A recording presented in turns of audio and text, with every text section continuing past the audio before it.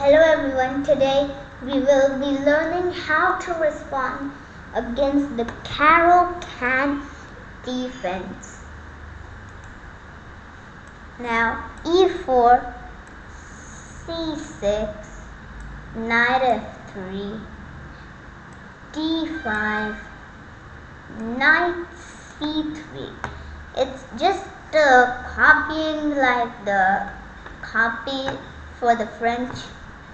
It's the Caro-Kann and the French replies are basically the same, but let's go over it since the Caro-Kann has a lot confusing more moves.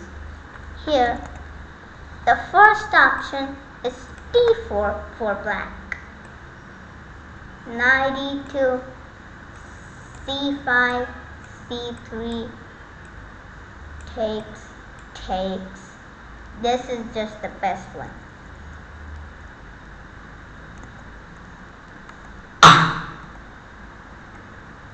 d4, knight e2, c5, c3. You also have d3 and a knight f4. You can also go knight c6, whatever. You're just losing that pawn anyways. So d4 is not a good move in my opinion. So here knight f6, then e4, knight g4,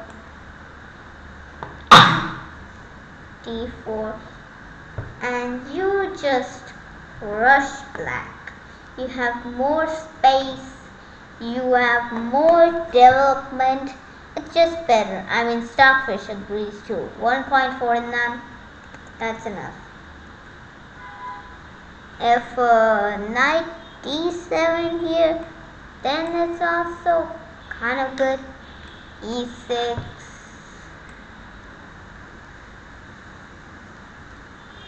here you no longer have bishop b5,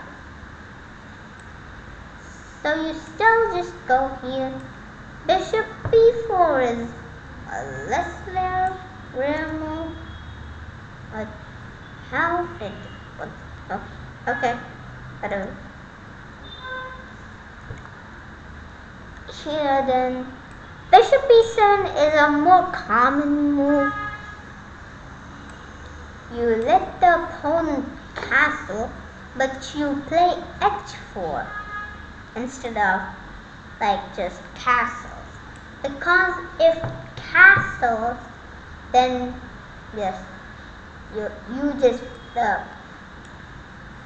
bishop takes h7 check. Incredible, right? King h8 is the best. Knight g5, and that's how strong, how bad castles is.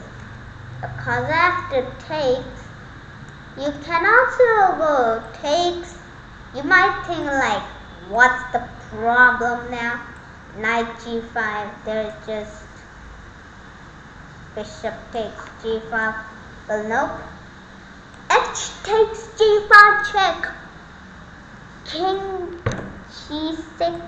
If king g6, then queen h5, king f5, and then g4 mate. And if king g8, then queen h5, f5, g6, whatever you do, I don't care. Queen h1, whatever you try, it's not gonna work out. The rook takes h4, and whatever you do, queen h7 is coming. If you play knight f6 to stop queen h7, then queen h8 is coming. So King H8 is not a good, castles is not a good move.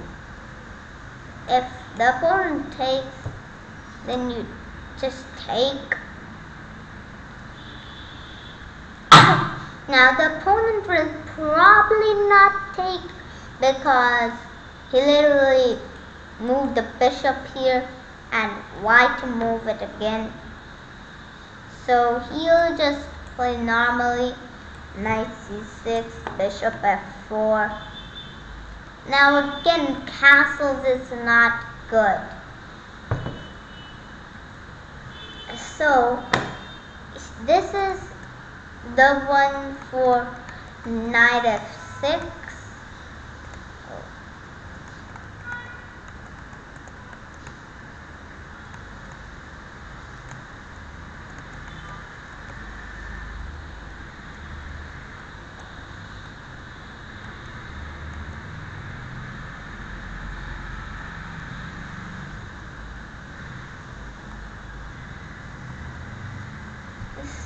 C6, and here we can also take.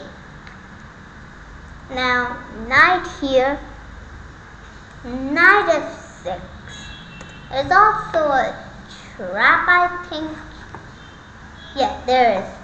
Here most players are obsessed with this in the Caro-Kann, so you can set up this and you can set up this threat. Obsessed players will likely play knight f6, which leads to mate. Knight d6, checkmate.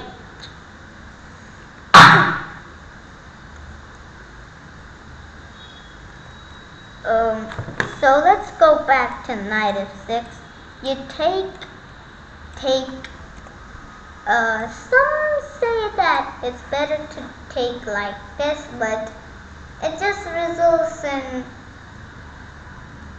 the speed of castling decreasing, because like this king is not going to castle queenside soon, and with one of the 3 pawns gone, I'm not sure if you can do that.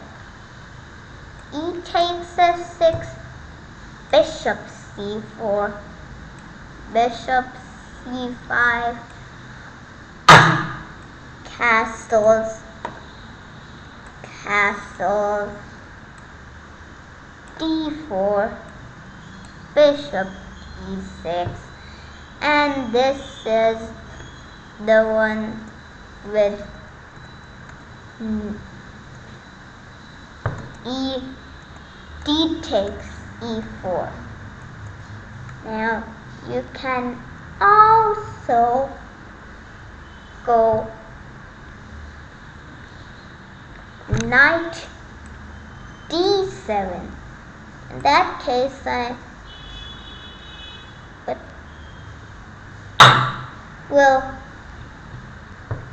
d7, yes, you do lose a pawn, but you get some development for it, like taking out the knight, bishop d6, and you're black, you're supposed to be the one who's behind in development, right? Well, this is not the scenario for this one. It's just equal. You get the initiative a bit. So you can play knight d7 if you want development, that is. Then I recommend d4, since taking out the knight is probably not what I want.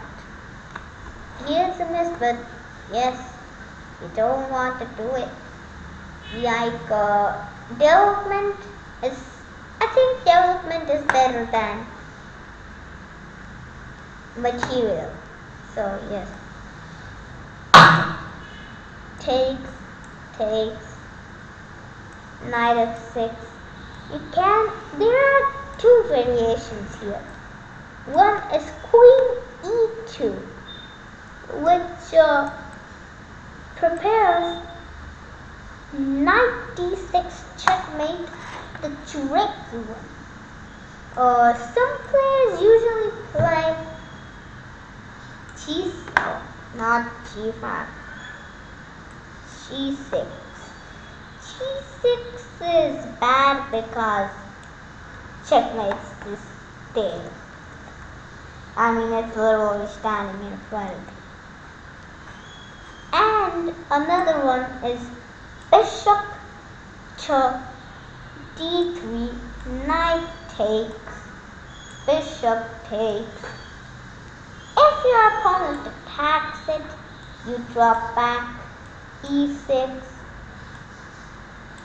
bishop f4, bishop e7. Also, not bishop e4 check, since you don't really want your bishop being chased. And not bishop d6, since you just waste your time for nothing. I mean, you gain nothing, you decrease a number of whites one, but it still doesn't make a lot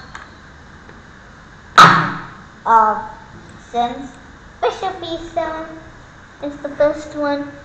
Then you go castles, and you can just play this position from here.